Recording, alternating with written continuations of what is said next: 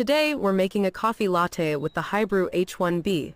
First, turn on the machine to begin preheating.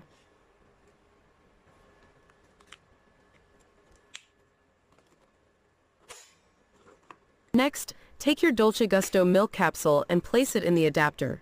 Insert the adapter into the machine, adjust the water level to 6 levels, then start the extraction. Wait for the milk extraction.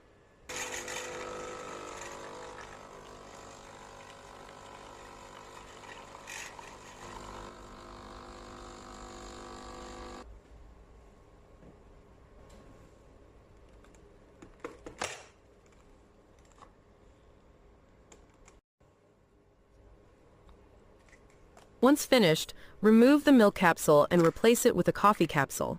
Start the coffee extraction and wait until your coffee latte is perfectly blended.